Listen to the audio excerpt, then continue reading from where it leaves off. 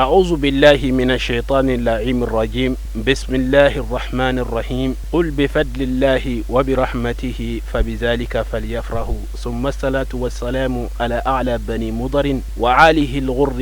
مع أصحابه الفضلاء وبعد. بالمشرف لا تي في لجبو أمبو فوكا ولن يمندو أمبي بمكو من ينبو بروجيلا أمبا نانا مسغربا نو كولونيل حوا جراي عليك مولودو كene konnana nyina ya santanin flanai sango sabe je ka moldu ba labe ka cibla karamogo ma fambela jelenfe karamogo bora mali bamako ya ani bamako koka no ye ka bo barawuli ka bo sigaso ka bo segu marala kana aywa kene nyenema doni kala chama kume kene konnana nga ansira ka an wasado an karamogo mununa ode an karamogo alhaji muhammad musa jallo katase an karamogo ustaz yaqub dukrima ani ustaz abu jafar jabate ansira ka an wasado uludela anga je kulaji nyonfe سيدنا ومولانا رسول الله الفاتح لما أغلق والخاتم لما سبق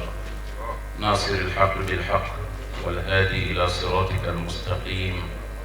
وعلى آله وصحبه حق قدره ومقداره العظيم وبعد فالسلام عليكم ورحمة الله تعالى وبركاته وأملي كلامي أنت بفك عن تكلم لي يقوم على كرابود صلى الله عليه وسلم نعم يا أنا نو على كراك كنكا أو داكوني فلا ما نكاد يني ميني بس أون تجي دالي دو تشيدو ديكا وتوقف محمد رسول الله صلى الله عليه وسلم سنة القيامة جودو عليه تو صاحب الشفاعة الكبرى surana doni belebele tigi ale de ma tise ka kuma kiraw bela jele ba fo nafsi nafsi mo mana se kiraw kira ma be jorole do na yere ma mi be kuma ma kungola o muhammad sallallahu alaihi wasallam o muhammadu ale mantum ay kuma do fo anyi أقول لو نزل موسى فاتبعتموه وتركتموني لضللتم أنا حظكم من النبيين وأنتم حظي من الأمم والله إن نبي الله موسى ده جينا ني أو تقرأ موسى كو كان على كراتوي والله أبفلي الله أكبر ندي أو نيروي مكيرولا أو دي نيروي مانتونا ما كوفاميا بس ني سيغلو دالي كا فوكو ما ورتي فو على نسولما ول ما فيلو دي فاميا انكو ما لا يني يودي كوما كان ما دو اني على تشي كي يركا على ويلي ني بتوري كا كولا ابنو يا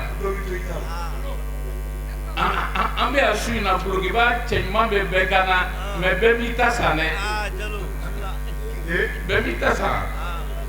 aywa jiye sababu de nako an fa adama na wulla ka se an fa adama masini alqiyama na suro maka ma do ni ala chenu tebe an fa adama ba fo o mushriku ya yo te dara ay awere ka ala wele an ta do kwala be yo ala ko tugudi ako wa nahnu aqrabu ilayhi min hablil warid ala ka sunna kateme kungolo ni kan pasa min kele lu ka kungolo ni kan ni adamade farkolo to liye nyogona ala ni adamade ka surun ka temoka o muna anta fo ala muna ma fo ko anfa na ma parce que ma do be o ka suru ala la ka tema anga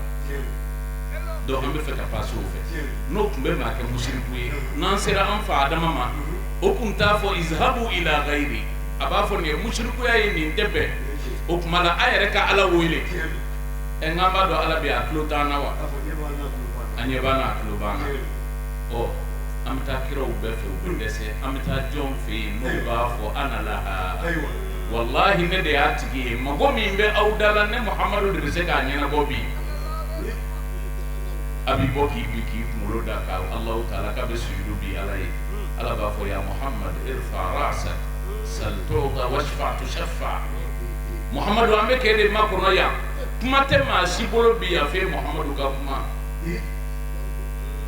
o no muhammadu ka bangeli sera on ko an yo kanu bagay o muhammadu ka bangeli sera anw bɛ ɲɔgɔn sɔsɔ o la anw bɛ ɲɔgɔn kɛlɛ o la anw tɛ nisɔndiya o la walima ni maa min nana o kɛnɛ kan o t'o minɛ sɛbɛ ye walima maa min bɛna o kɛnɛ kan o yɛrɛ b'a lajɛ a ka fini min man ɲi o b'o de don ka na ni kira wɛrɛ ka ko sera an bɛ nisɔndiya o la o de dabaliban bɛ ne la o tuma la sini alikiyama jɔ don ne cɛsirila Isa ka ko la Isa ye alakira balimakɛ de ye o de la n'a bɛ kuma o kuma Isa ka sujet la a b'a fɔ ko n balimakɛ Isa mais Isa ma ci e ma dɛ ayi kira si tɛ yen min cira diɲɛ bɛɛ ma fo n'a kɛra alakira Muhamadi sallallahu alaihi wa sallam inni rasulullahi ilaykum jami'a kira si m'o fɔ kuranɛ b'a fɔ an ye a man ka kira o kira f'i ye a b'a f'i ye wa ila samuda akhahum salihan n'a ye kira min fɔ a cira kabila min ma a cira o bɛɛ ma kira dɔw cira jama dɔ yɔrɔ dɔ ma maɲamugu ka bon n'o ye u ka jama bɛɛ maɲamugu ka bon n'u ka jama bɛɛ faralen ɲɔgɔn kan maɲamugu ka bon n'a ye min cira bɛɛ ma ka na hinɛ kama bɛɛ ye o de tɔgɔ Muhammadu Rasulullah sallallahu alaihi wa sallam anw de kɛra o mantonw ye. Alhamdulillahi rabbil alamin. Alhamdulillahi rabbil alamin. Nin kɛnɛ nin ne hakili la Ala bɛ kɛnɛ minnu filɛ nin kɛnɛ in b'a la. Cɛkɔrɔba. Munna. Ayiwa n bɛ nin ɲininka o. Al-majalisul ilmiya Ala mako b'o dɔrɔn de la. Al-majalisul ilmiya lɔnni kɛnɛ waajuli kɛnɛ ka ca mais an balimamuso Hawa n'a jɛɲɔgɔn ninnu ka tɔn mɔgɔ ninnu u ka jɛ ni Ala k'a kɛ dɔrɔn tiɲɛ jɛ ye a kana k'an bɛ dɔ ɲɛ bila ɲɛfɛ an bɛ tila k'a lili tigɛ a kɔfɛ k'a kɔrɔfɔ o ka ca musow ka jate la u ka baraji bɛ tiɲɛ a ye ɲɔgɔn minɛ n'aw ye hali aw ka baarakɛden bila aw ɲɛ a ye tugu a kɔ aw k'aw jija aw nɔ ka ye diinɛ baara la maanaam ko lɔnni kɛnɛ don Alakira Muhammad sallallahu alaihi wa sallam ani Allahu taala ka kumakan kuranɛ a fila jumɛn de ka bon kuranɛ de ka bon wa wala ka tɛmɛ Alakira kan wa wala Alakira de ka bon ka tɛmɛ kuranɛ kan question de don mawludi kɛnɛ kan ko an y'a fɔ nin kɛnɛ kɛra lɔnni kɛnɛ de ani kɛnɛ tɔw ka jan ɲɔgɔn na fɛn fɛn kumana yan bi a bɛɛ kumana ni fɛn fɛn kɛra ɲɛna yan a bɛɛ kɛra masail ilmiyaw de maa kan ka wuli ka taa min ɲini fo jamana wɛrɛ kan n'i y'a mɛn k'a bɛ kɛ o dɔ de ye nin ye ya mago bɛ lɔnni dilan o jɔnw bɛ se k'i wuli k'i jɔ sakari ɲɔgɔn na tɔnw la bɛɛ ni ɲɔgɔn jaw la bɛɛ diinɛ ka bɔ tulonkɛ la ka kɛ sɔbɛ kɛnɛ ye diinɛ sɔbɛ mana fɔ dugukolo maa fanba bɛɛ bɛ sɔn a ye silamɛw ka juguya an'u ka tiɲɛli ka bɔ silamɛya ma bi ka tɛmɛ hali silamɛya jugu kan an y'a yira ko kumakan monde diinɛ yɛrɛ ko bɛɛ kumakan de non mɔgɔ minnu bɛ kuma fo k'u kɔrɔsi de k'u hali jamana ɲɛmɔgɔw alimamiw musow cɛw a ye kumakɛlaw kɔrɔsi bɛɛ kana bila kuma la kumakan puissance a bɛ se ka mɔgɔ miliyɔn dilan sisan mais ni bɛ kuma cogo la a bɛ se ka miliyɔn bɛɛ poisonner sisan an ko a kɛnɛ kan ko pour que ka kumakan yɛrɛ valeur yira k'a fɔ a ka bon fɛn bɛɛ Ala yɛrɛ tɛmɛnen kɔfɛ n ko aw ɲɛ bɛ monde ba min na tan k'a taa al-arshi la kurusi sankolo du galaxie ni monde bɛɛ kumakan kelen kumakan de y'a bɛɛ bɔ innama amruhu idha arada shay'an an yaqula lahu kun fayakun فسبحان الذي بيده ملكوت كل شيء وإليه ترجعون أنا كدينة تلونج فيني أدلم بقى من في بيرردي ناو يا كتلونج فيني على كدوكلو كوكا دينة كبوما دينة كبوما منا نوما أستاذي أفولا يميني لوني تكلا لوني دي بلا لوني من بلا دروكو بيبتيا فين هذه جماعة بتاكودي أنا آية فين فلو من القرآن كنا ودي اقرأ كما دا آية فلو من جينا اقرأ أمة محمد لوني كلا دوكو كو أمة محمد أمة اقرأ ولكنها لا تقرأ نعم أنت قدركو أمة اقرأ ما أمك أمة اقرأ أفوركو عندي مانتون كراكلا مانتوني ما تو ياندان كرانا ودي أتمان تورا كوفي سبب ربنا يا فامي harmadenya sababu bala occidentaux ya mara cogo min na an fana ka mɔgɔw commencera ka somo la ka ko jawiya kalbaka yatba'aka awde be sade ikawulu ki jade ka kongo gan ika kongo blala ika sugo irala ika tabe to ko occidental ya ketende c'est ça Afrique jamana be de biti antu mu mara folo o yi chesi fo kan ge mais bi mara be juga folo tay ya nous y milliards juru do ila ete ni so dia o yi juru de ka do yi kan ndani mi fi se ba so so tuni jonya pire de do kalimani adam ala kan bela jilen de la kan bela jilen kanda idan Sofia kan lanyini ani lanyini do be ko aljanna soli afla juman ka bon Sofiu be fe min nyinina ani aljanna doni ni fe fla juman de ka bon nunu bande me an kan be min an ka se ka a fɛnw tɛntɛ doni k'a lɔn daraja minnu b'a fɛnw na ala ka limaniya d'an ma ala ka bɛɛ lajɛlen kalan an balimakɛ ka kasida kɔnɔ a sera yɔrɔ dɔ ma a ye filaya gori ale bɛ Sheikh Ibrahima Niass a bɛ o de ka kasidaw gori la donc n'i y'o kɛ dɔrɔn o b'anw lamaga dɔɔni parce que an bɛ Sheikh Ibrahim ka kasidaw parce que ne poésie de l'année ana sha'irun ansar antara sarum Maroc karatu mu aw yere ba karba poésie dank la rakata tanuka ina fana antara mani sawiya la mim la nye kata sigle fle Zakaria Mayiga donc antara fo yoro minna ayoro to ko madar ala ka waliyu badu de be nyama la ka ibe so ka waliyu yayi Madar Maroc oka région be le ko Iqlim Barkan Kenekan alay kanu min fo ya famu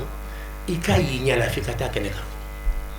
onkeni parce que ne tara anya mo bor avion na duna fambe afama ko multaqal alami monde famba bede iyabe docteur bam to ko tuna kono Egypte aywa Tunis yen fe Sénégal yen abede tas avion magic do ngodo ka yoro fa dew ibe kan kuraw de mema de kamim me abada azi jamana kan ka cha ya famude menin jama badini ki damani be ustad fenfe mana nyoyo be green ka nyoyo biside yambe sumu ni min masiko ke nay tege dima aya tege yoro min dima abe green ka keta komo kanu neto ko ala kray kanu min fo Allah ta'ala kanu min fo ko fo slamo ka kete ibayi ibalo ne balaw mamina fara ko ba ko multaqa banna kanga tanga jamana o kan antara do avion ko kan ban ko la mali kan dron nyabe mo fla lo be kan ka preñon kuna e vi kanu o be kan ko ho alhamdulillah ni ke sanu ko morala ka kere kan na skere ka sisa do ala kaliman ya dam رب اشرح لي صدري ويسر لي أمري واحلل عقدة من لساني يفقه قولي فاطمة الزهراء كتوندو كرا كو مصوبة مما كو أم أبيها كو مصومي نا جرا أفاي بجور الله aya ma be foddi li Muhammad Abdullah Swad radiyallahu anhu akwa ala ya leson demso kelena ayo toda ala kira demso de la Fatima Zahra ala kira kumba fama jogo mu abiha dilu sallallahu alaihi wasallam aywa soro okma anyemo ba no e aja awa Traoré Aja Awa Traoré Allah subhanahu wa ta'ala akoliya adi jarala kauma keneka da batinula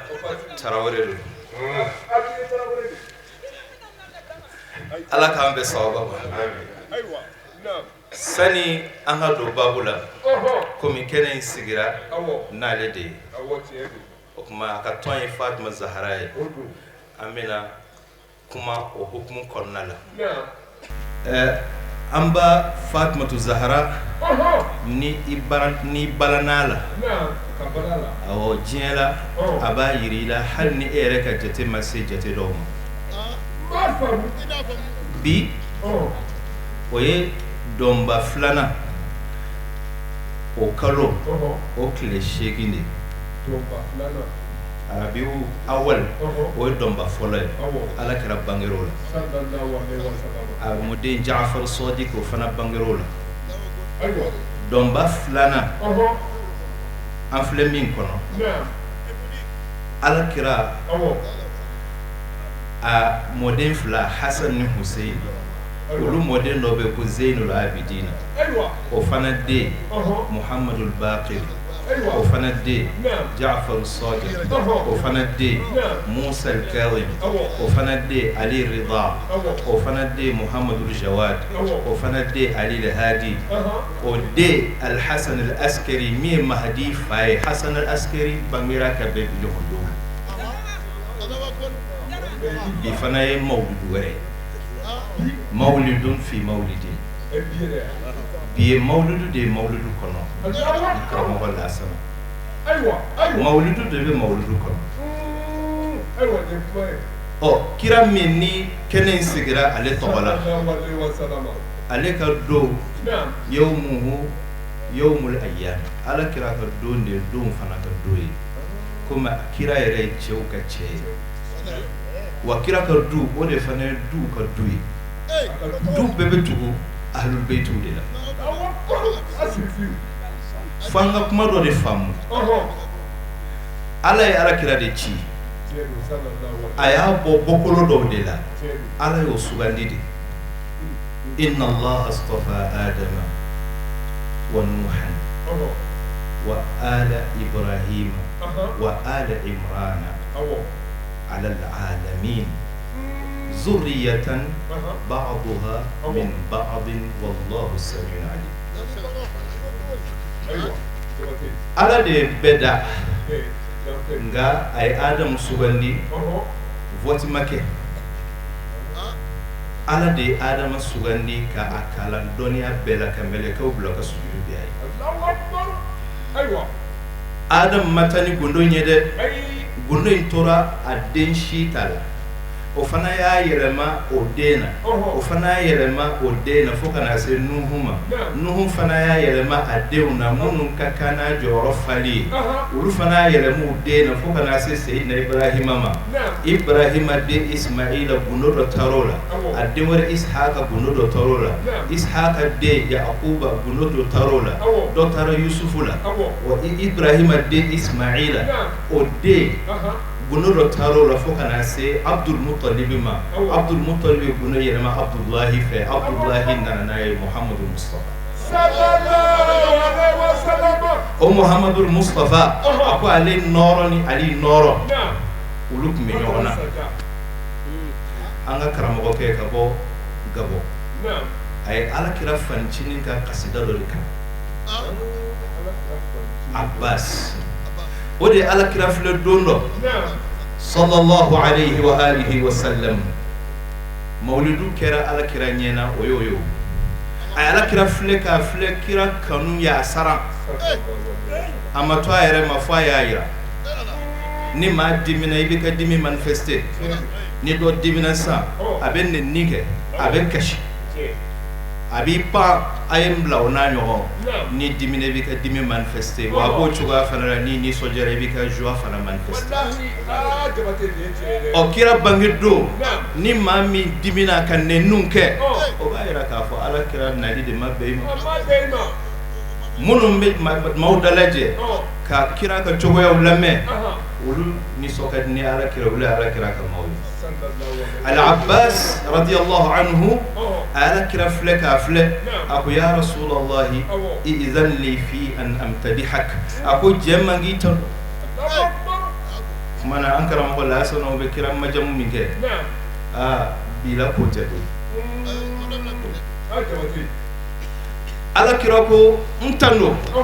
la yufdidu Allah fa kala kani dalangoloya ala kira do ka Abbasi shi janso anyi kelema bu kira ka do aya jansa ni do ala kira sallallahu alaihi wa alihi wa sallama akelen ka jendi Abbasi ala kira majamunin damne ako min qabliha tibta wa fi zilali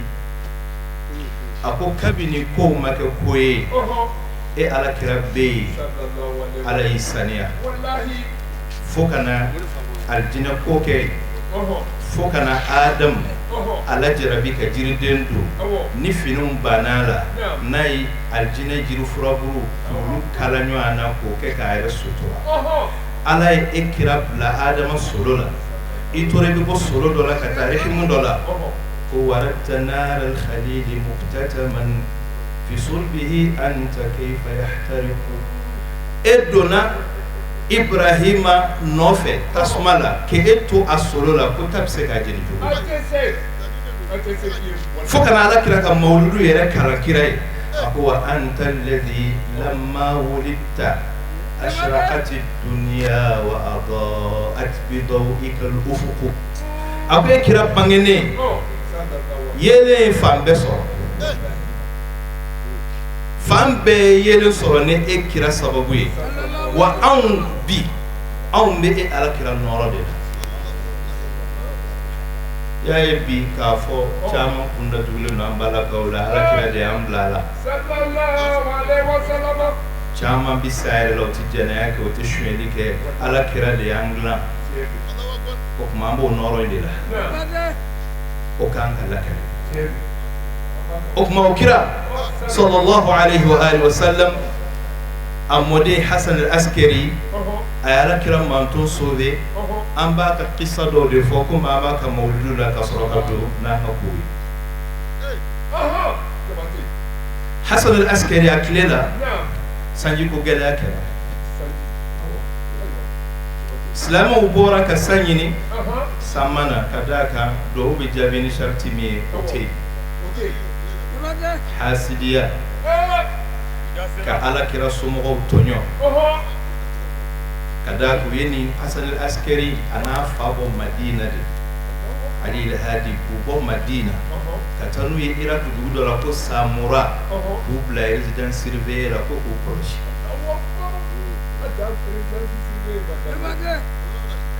mbena ni ay ahlul bayt kuma be fordo bina ka ko sahaba o e ka baraji de da kira ka so tonyeli min dawru ka akala fo aywa ahlul bayt ala kira sumu alayhi assalam urdi tawka koy ma wara wala la ka faraka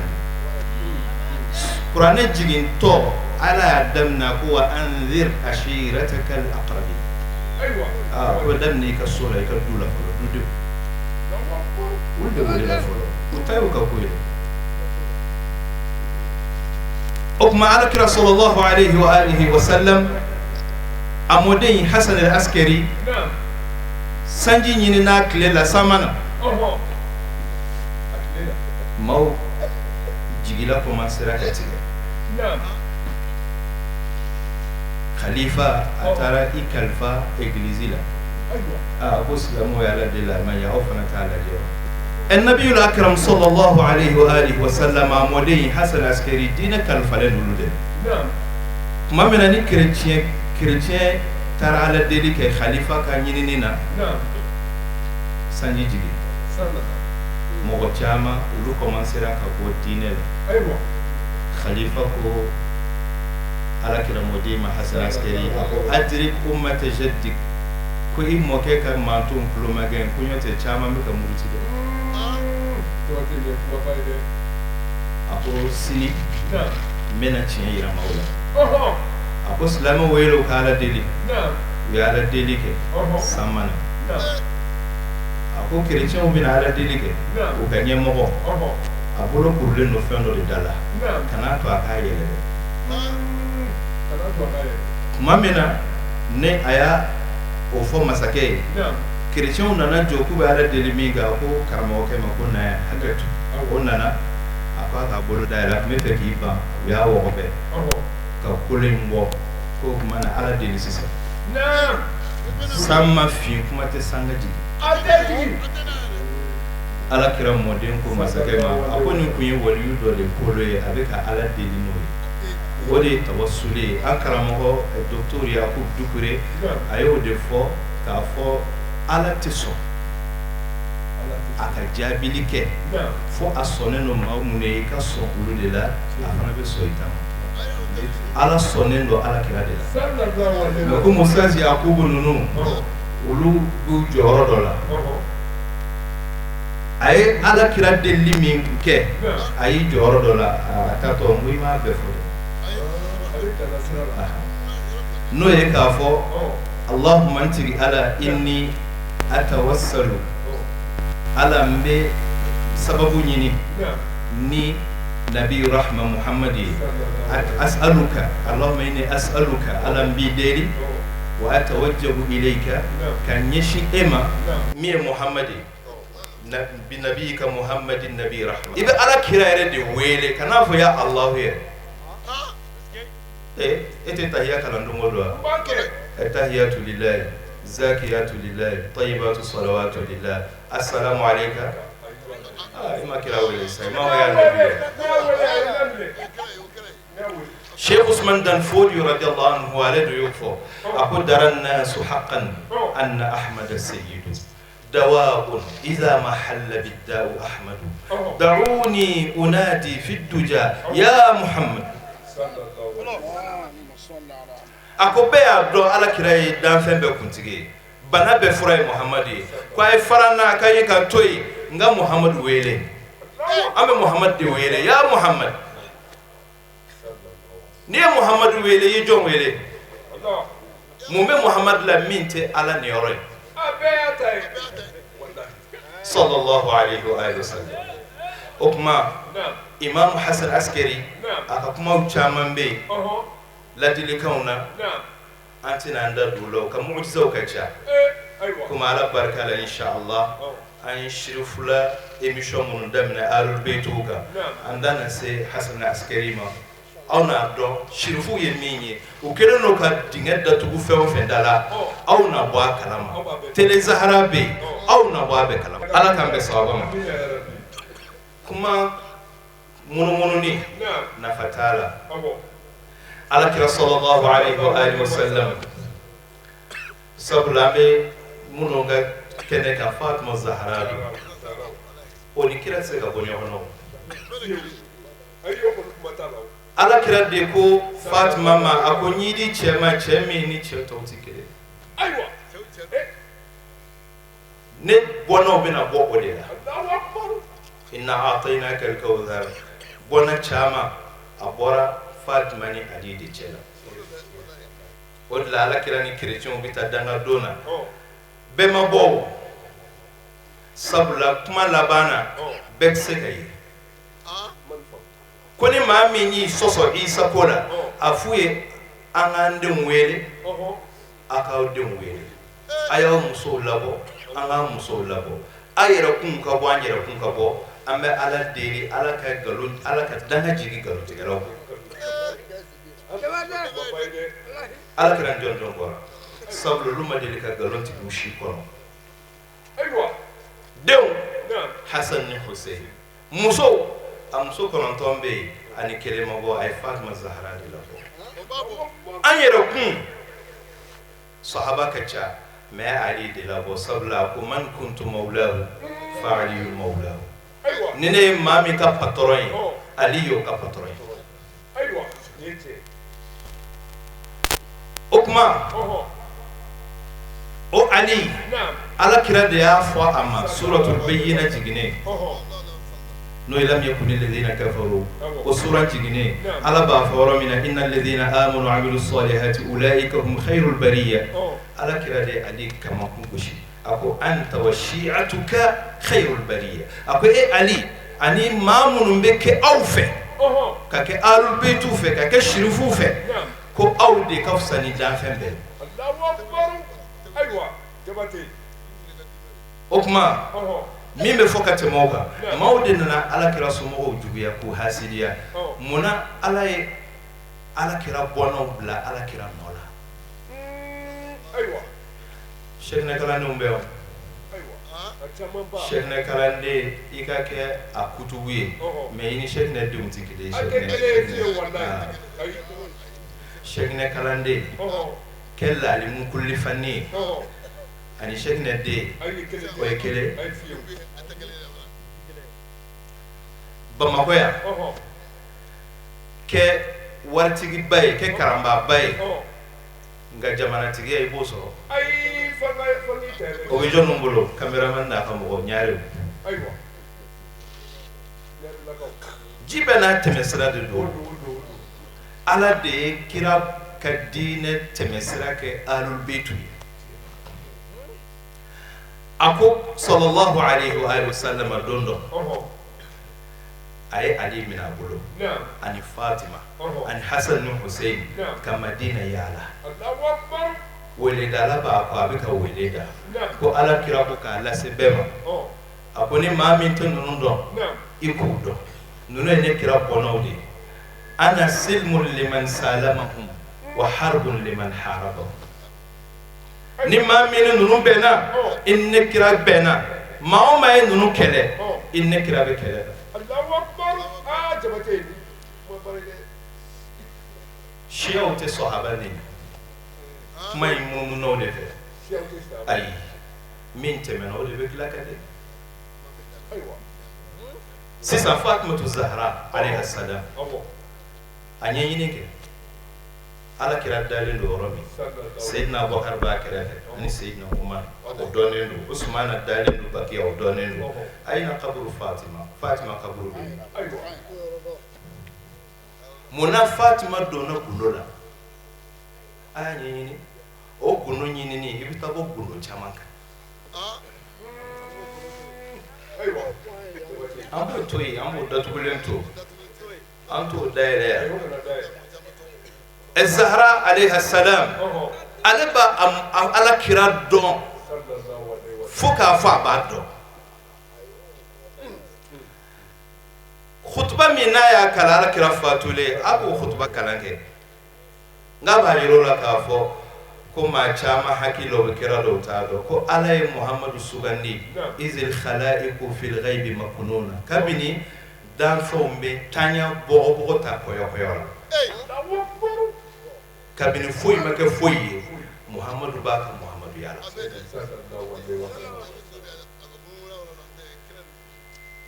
o kuma n bɛ segin a kan ni kuma fɔra maa i kan ka kulo fila ala y'o de di hadamaden ma ni nin kuma fɔra n'i ye karisa lamɛn ni kulo kelen ye taa siyaw yɛrɛ lamɛn ni kulo tɔ kelen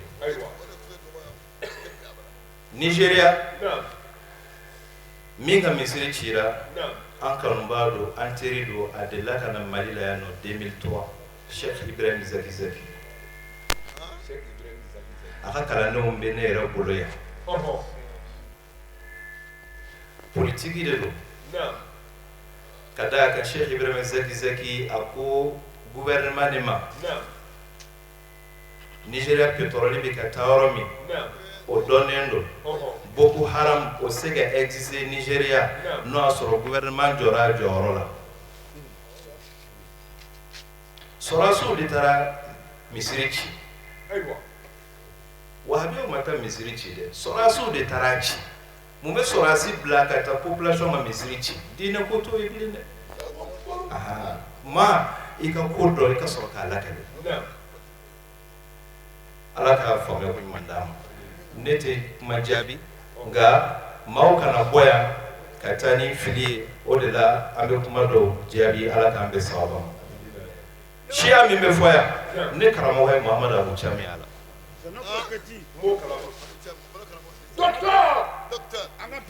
Muhamadu Abu Cham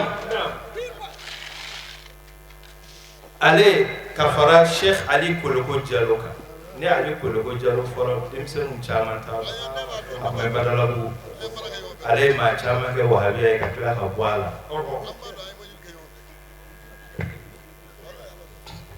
tariku ka fo kuma dɔ la génération dɔw ka kuma dɔ fɔ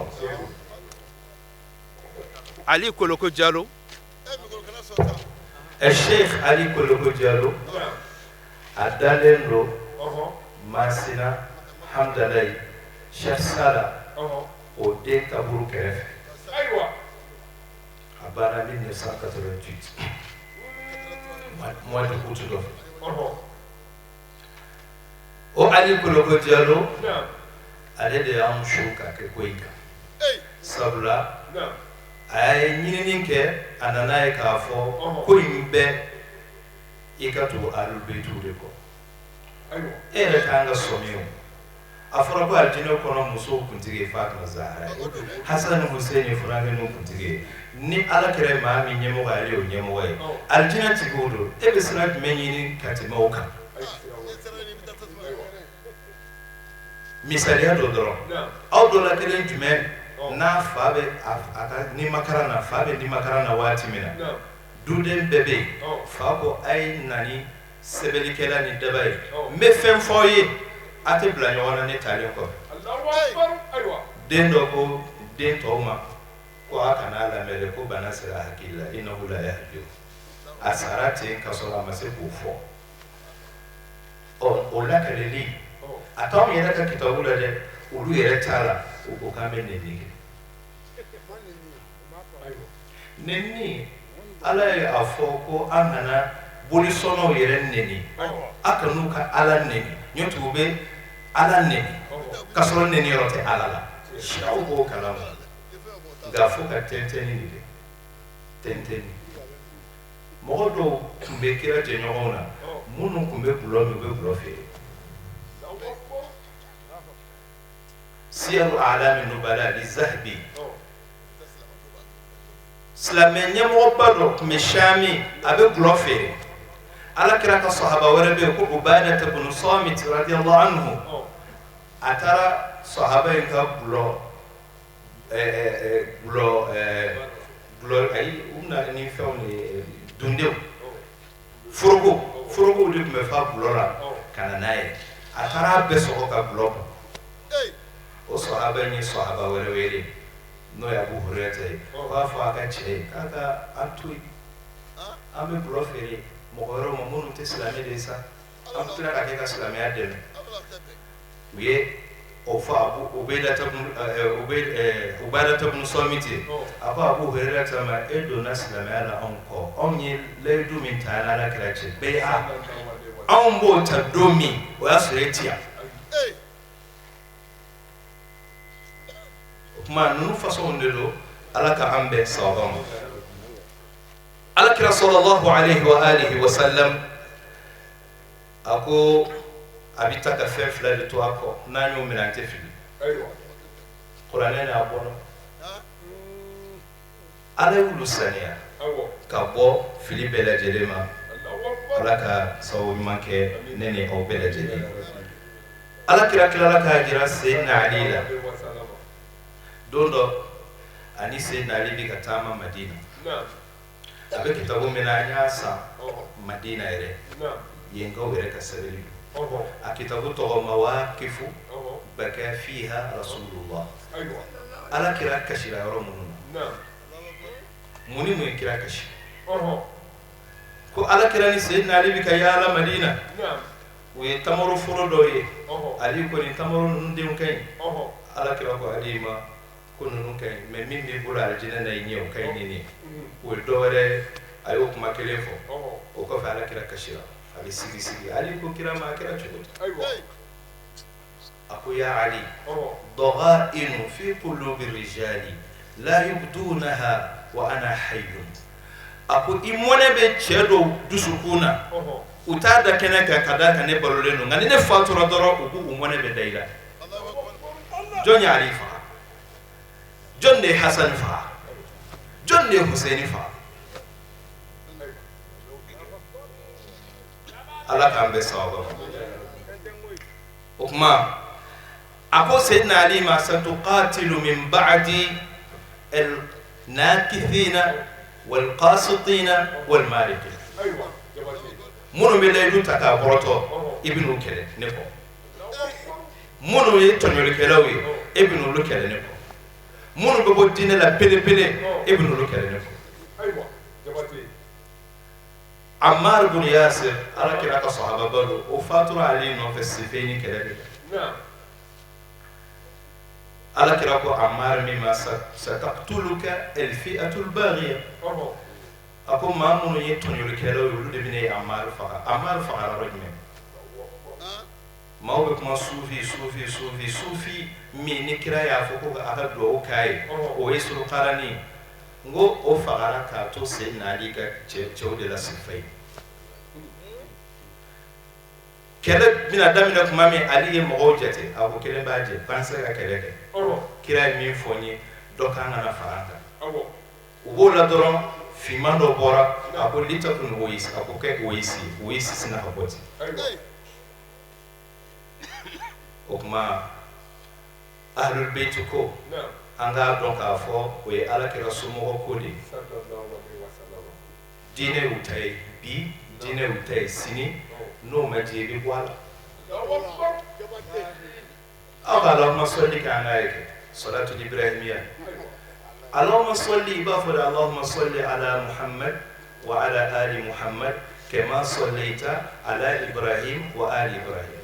mais bay do be la ka fendo kolo ina fo halu yere be Cheikh Matijani aka solli tum kada alima wa ala alihi haqa qadrihi jawharatul kamalila alihi dibala mais do be sahbi faraka akaka ta faraka mais Cheikh Matijani ma faraka ba faraka muna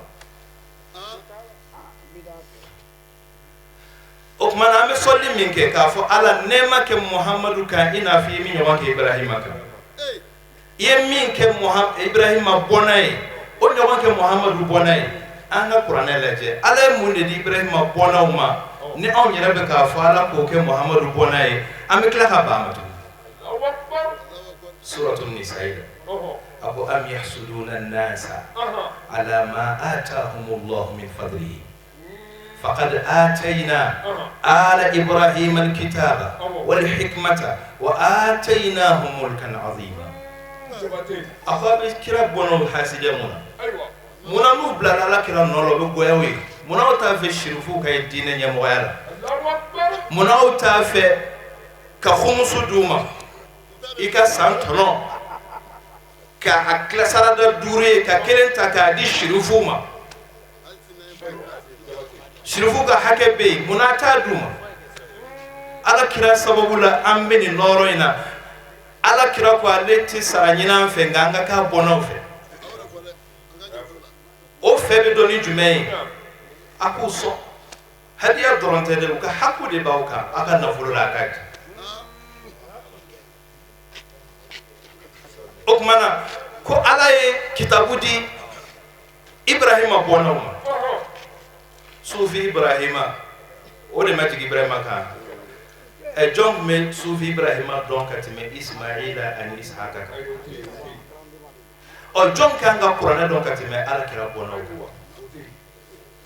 o la ala kira model no be ko Musa al-Kalim alayhi salam wa fa mababul hawaij akabru be Baghdad ay Qur'an ko rofo chogo dola o ma ke doga hakilnay okama aku yabna rasulillah amma dubla mawti qur'ana qarafatan aku kabako yaw tayde aku علينا نزل القرآن قبل أن ينزل في الناس أو قبل أن ينزل على الناس قرآن يجي ناوندك دوكونو شرف لكوني حيدر الله قرآن يجي نايندي علينا نزل القرآن قبل أن ينزل على الناس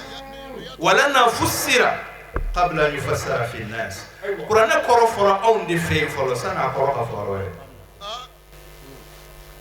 من مثالاتي أتفهم البيت بقرآن كرفر جلو مولودين كوكمكم دويلا كتا مدينة أبيك سورة البروج وآية القرآن على بفور والسماء ذات البروج واليوم الموعود وشاهد ومشهود كوكراجني وشاهد ومشهود دوكو عرف دون دوكو منان دو بيتافو أنا نسي سيدنا الحسن عليه السلام أو أدم يرولا أنا نو جينيغا أبو ابن رسول الله على كرامودي أو بين القرآن آية كرافة جودي حسن كو أبو شاهدا وشاهد شاهد من فرا محمد صلى الله عليه وسلم كوي محمد لكوي ومشهود ومن فرا كوي كياما كوي شافا ما كنت دليل ممولا أقول نحن نفسر القرآن بالقرآن أو بالقرآن آية دي القرآن كرافة ودي تفسير يريري أو القرآن هو بينه وشيريا أكو شاهد ويا محمد يرجم أكو سورة الأحزاب على قرآن يا أيها النبي إنا أرسلناك شاهدا ومبشرا ونذيرا وداعيا إلى الله بإذنه وسراجا منيرا أكو النبي ما أني تشيكي كشيري يعني دافن بيجي دافن شيتي على سوني محمد تي الله المعطي وعلى القاسم مسافر ني محمد ترامي ولي أشيري أني وهل بكرو كورو مدينة مسلم كنا كوامي على كرا ويلي منا أمو كرا اللي بكلادي أني حديثا فيما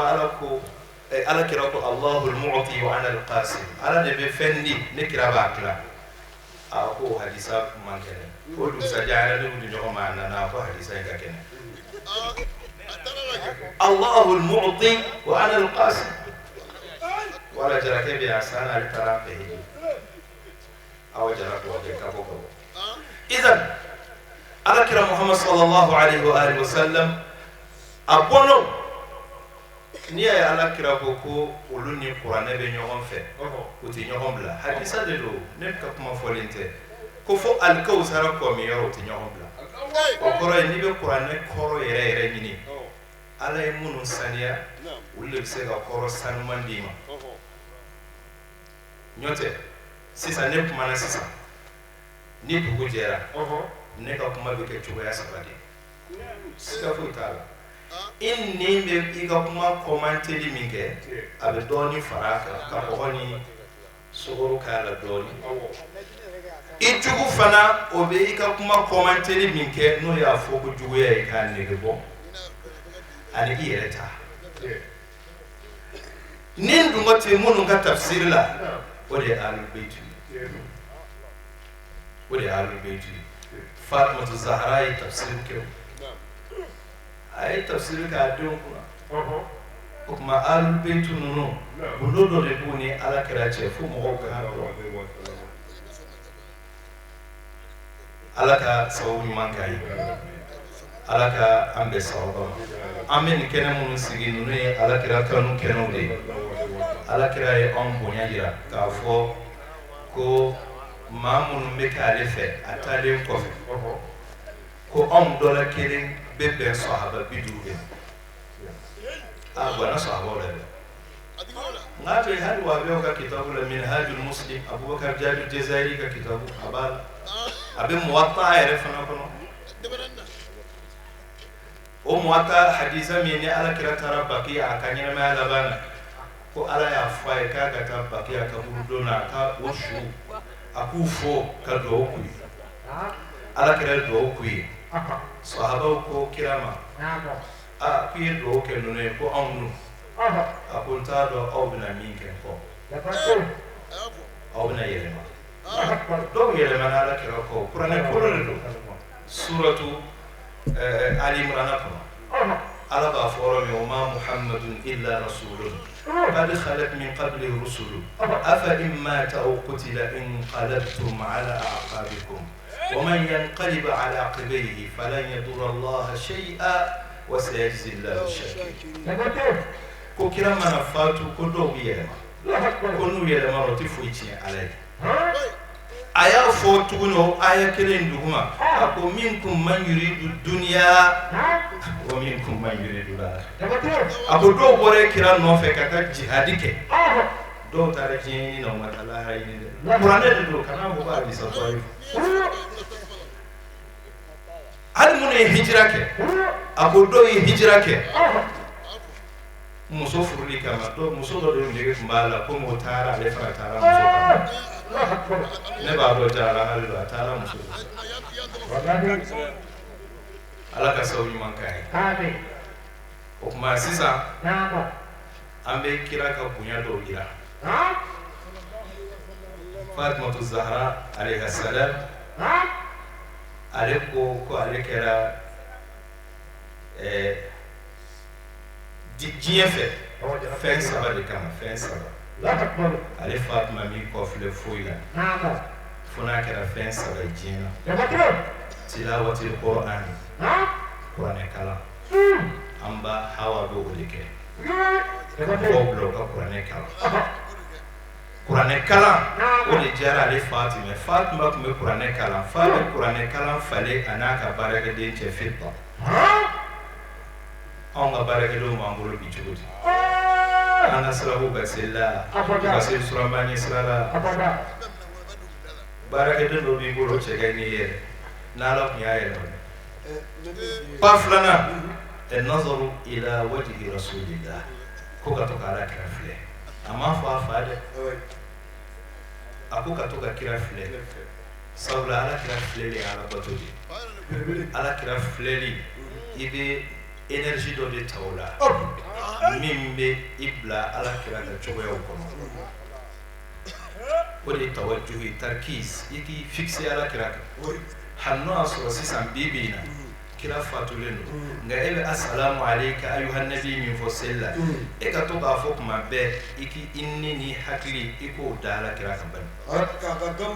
ka gamu ta n'i y'i bila ka gamu na walima k'i ka fɛn bila satellite bila Ala kira ka réseau la n'Ala sɔnna i dusukun écran kan i b'a ye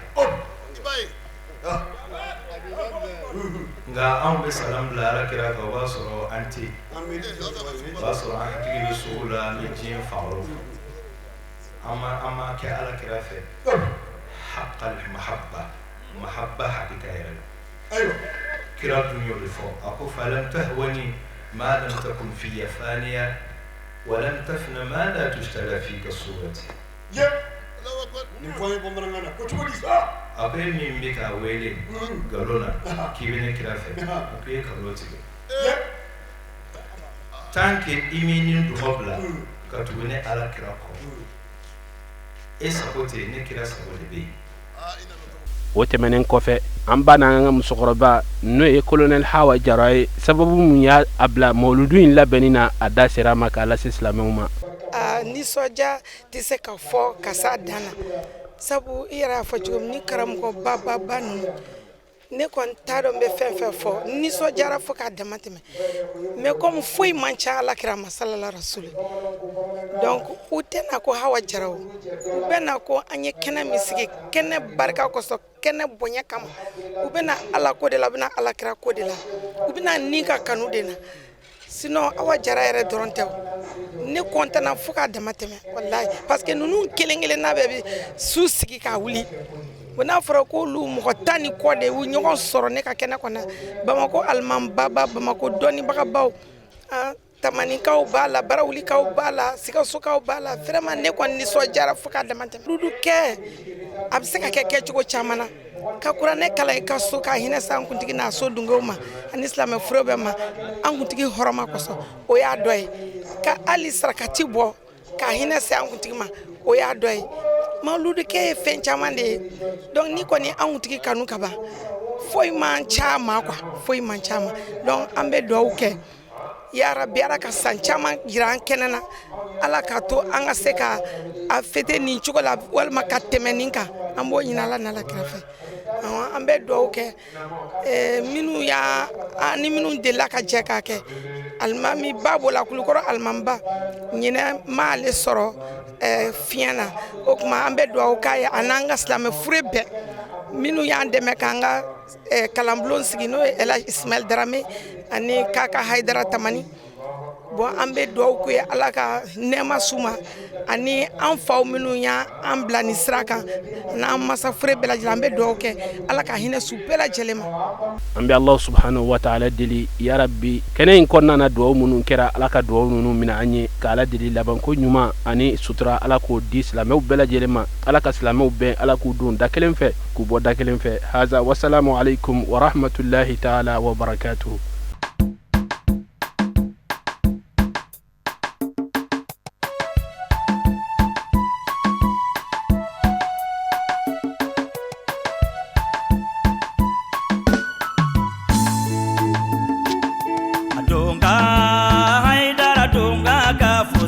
Sanuni wariye donga